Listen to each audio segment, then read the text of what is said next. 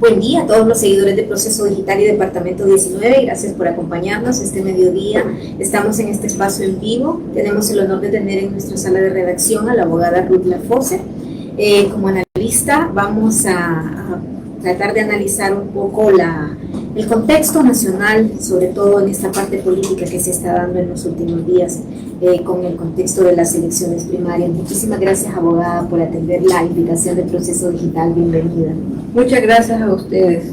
La verdad que siempre es bueno tener espacios donde se pueda hablar sobre los problemas de nuestro país y más que todo el Proceso Digital, que tiene una cobertura muy buena.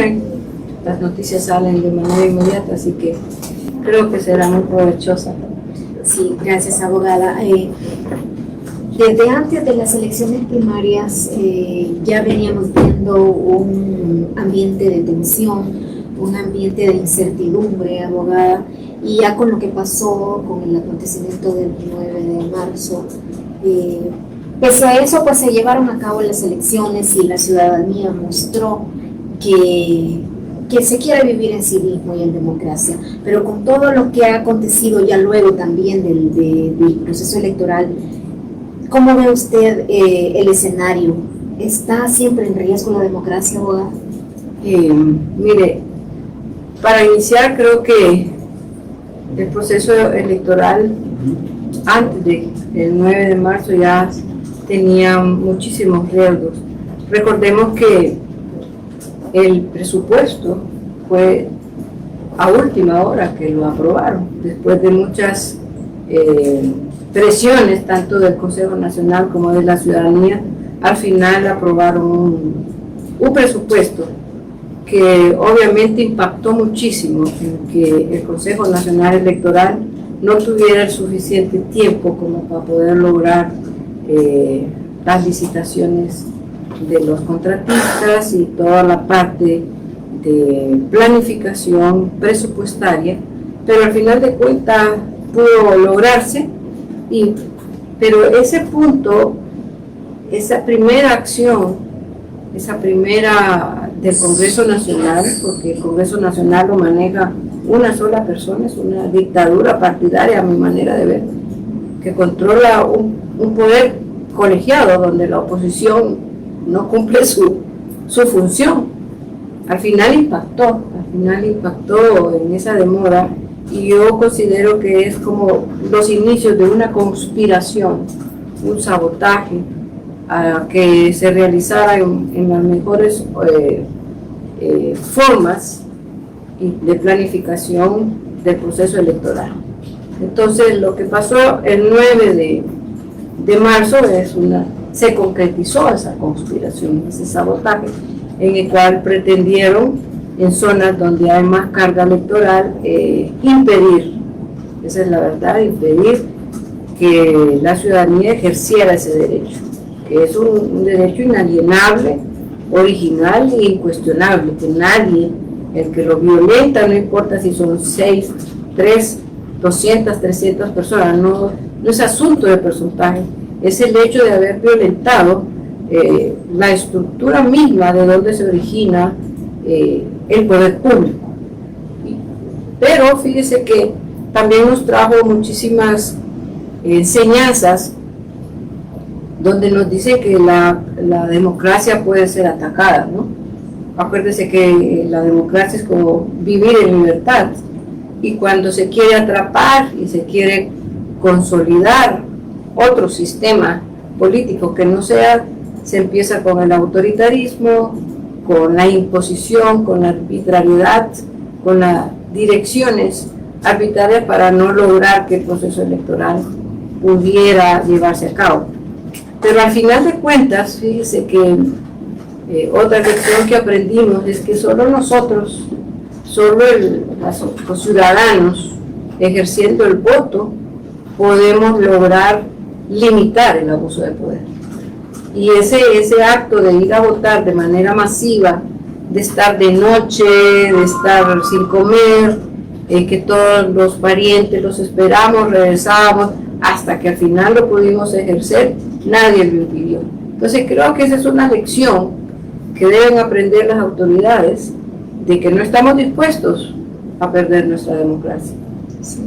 Abogada, si bien es cierto, pues se dio lo que fue la votación con la respuesta de los ciudadanos, pero posterior a las elecciones hemos visto otra serie de acontecimientos donde denuncias, contradenuncias entre las Fuerzas Armadas, el CNE, los consejeros. ¿Todavía hay algún riesgo para este proceso primario? Yo considero que sí, siempre hay riesgo. Mire, en este proceso primario es primera vez que una precandidata ejerce poder de autoridad a las Fuerzas Armadas como ministra de Defensa. Eso permitió que no hubiera competencia efectiva dentro del proceso electoral, permitió el uso de fondos públicos en beneficio de su candidatura, permitió la influencia de información privilegiada a una candidatura en detrimento de las demás candidaturas. Pero lo más crítico, lo que más cuestionable es haber permitido que una precandidata no renunciara a ser ministra de Defensa. Eso ha causado, a mi manera de ver, una crisis de mando en relación a las Fuerzas Armadas.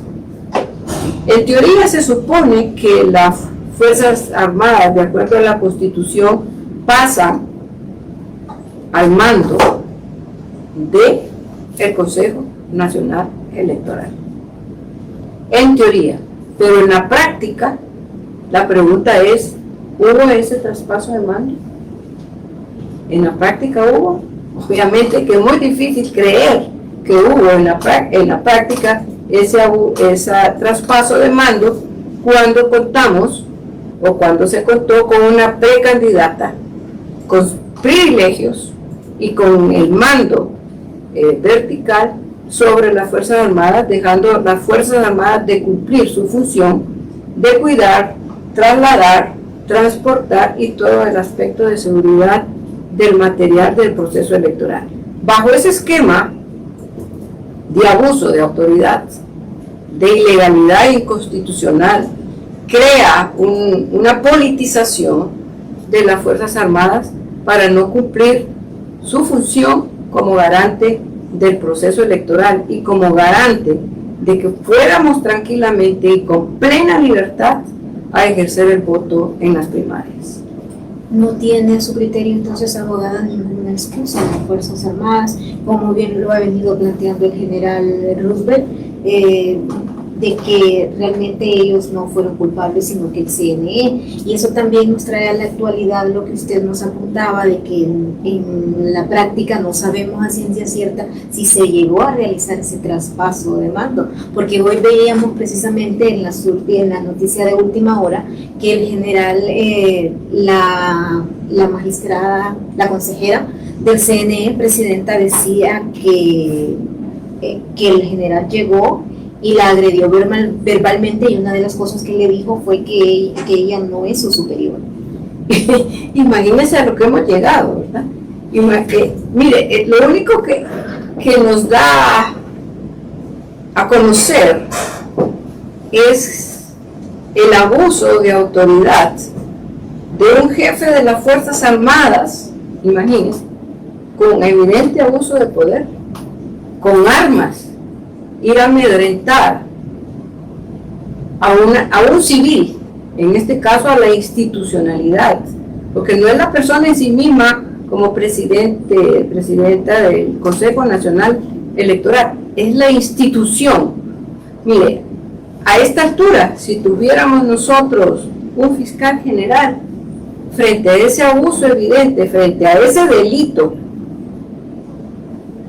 ya lo hubieran metido a la cárcel, ya le hubiera hecho requerimiento fiscal, porque eso se llama un delito electoral por no permitir que funcione normalmente el Consejo Nacional Electoral. Recordemos que tenemos elecciones generales en noviembre, y eso que la vaya a amenazar y que ella haya tenido que suspender su trabajo, es una amenaza no solo de carácter personal y de violentar posiblemente la integridad como persona de la Presidente, sino también la de impedir el normal funcionamiento de la institución denominada Consejo Nacional Electoral. A esta altura, si tuviéramos independencia de poderes, el Congreso Nacional lo hubiera llamado, lo hubiera degradado y lo hubiera sustituido, o lo hubiera llamado a juicio político, o si no, el fiscal general inmediatamente lo hubiera mandado a prender, porque tiene la función de, en frente a ese delito flagrante del jefe de las Fuerzas Armadas, es inexcusable que un fiscal general no haga un requerimiento o no funcione en este momento. ¿Qué puede haber detrás de todo este escenario, abogada, tan tenso para la población y en cuanto a los ataques más bien directos, por ejemplo, a la consejera López? El cinismo ha llegado a su máxima expresión. O sea, no le tienen miedo a la autoridad ninguna, porque todos los poderes del Estado los tienen concentrados y ejercen poder sobre los tres, tanto del poder judicial como del poder legislativo.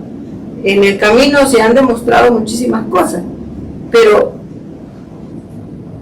el punto es, ¿vamos nosotros a dejar que siga pasando? ¿Habrá alguien de la oposición en el Congreso Nacional que evite semejante desacierto de impedir que funcione el Consejo Nacional Electoral? ¿Estamos dispuestos nosotros los hondureños a seguir soportando a este señor como jefe de las Fuerzas Armadas y exigirle a los funcionarios públicos que cumplan su función? Eso creo que nadie está dispuesto. Honduras no está dispuesta a eso. No queremos ni que se prolongue en el tiempo este gobierno, ni que se reelija alguien frente a los mecanismos constitucionales que no le dan ninguna oportunidad para reelegirse o extender el plazo de este gobierno, creando una crisis, porque es crear una crisis. La crisis es creada por el mismo gobierno, es creada por las Fuerzas Armadas y por el Ejecutivo. Es obvio que se está realizando un impedimento a la funcionalidad del Estado Democrático de Honduras. ¿Las leyes y la Constitución estarían amparando a un escenario como el que usted plantea, de que actúe directamente tanto el Congreso Nacional como el Ministerio? Hay suficientes normativas como para parar esto. Tanto constitucionalmente hay responsabilidades administrativas y de carácter penal, especialmente hoy con lo que ha hecho el jefe de las Fuerzas Armadas para que estuviera preso. Pero ¿quién lo tiene que poner? Es el fiscal general. Ahora veremos si el fiscal general es independiente o está sometido a presiones partidarias de carácter oficial del partido que actualmente está gobernando o de otro grupo, cualquiera que sea. Pues veremos si es cierto que funciona y que sí cumple con la representación de los intereses de la población, no del Estado, sino de la ciudadanía. Y la oposición, abogada, hablando de los partidos políticos, en este caso el Partido Liberal y el Partido Nacional, ¿cómo deberían de actuar de cara al proceso de las elecciones generales? Se habla de una posible coalición, ¿debería de ser a su criterio una salida? Es una salida, es una salida. Los partidos políticos deben demostrar que sus egos están bajo los intereses del país. Los partidos políticos deben darnos un mensaje que sus egos están bajo los intereses de Honduras. Hoy van a demostrar si en realidad sí protegen los intereses de la nación. Hoy veremos si en realidad sí protegen la democracia. Hoy vamos a ver si los partidos políticos sí quieren en realidad transformar este país para tener un mejor destino. Y una de las maneras en que podrían cambiar las cosas de lo que actualmente estamos esperando es que todos se unan. Dice que de repente, pues, políticamente hablando, no podría ser una buena opción, porque como parece que esa opción es vulnerable para Mel Zelaya, que ha mencionado que está bien, que así los vamos a derrotar. Pero creo yo que una unidad bien granítica, un solo enfoque de país, tener en realidad la verdadera voluntad de que sí se quiere hacer cambios estructurales para beneficio de la población, son los partidos políticos, porque al final de cuentas son los canales de expresión política sobre los cuales la democracia viabiliza una representación delegativa, que es precisamente en el Congreso Nacional. O sea, los intereses los representa el Congreso Nacional y no el Ejecutivo. Y de parte de la sociedad civil y el ciudadano común, todos nosotros, ante la desesperanza y la desconfianza que todo este escenario convulsivo viene a afectar hasta la salud mental del hondureño con tanta crisis que se está presentando. Fíjese que yo le podría decir que en el 2009 muchos de los muchachos que están acá estaban muy pequeños, y usted me imagino que también estaba muy pequeño, pero yo ya tenía mis años. Ahí sí había bastante desesperanza, bastante frustración. Era algo que sentíamos que nos arrebataban el país, porque lo que se quería implementar era un sistema distinto, que no es la democracia, sino que un socialismo, donde lo que impera es el autoritarismo y la dictadura, sin que ustedes tengan las suficientes libertades para poder definir su destino. Pero fíjese que hoy yo he notado, igual como sucedió en el 21, que todos estaban dispuestos, y eso no lo alego, que el actual presidente obtuvo los votos y está legítimamente como presidenta del Ejecutivo.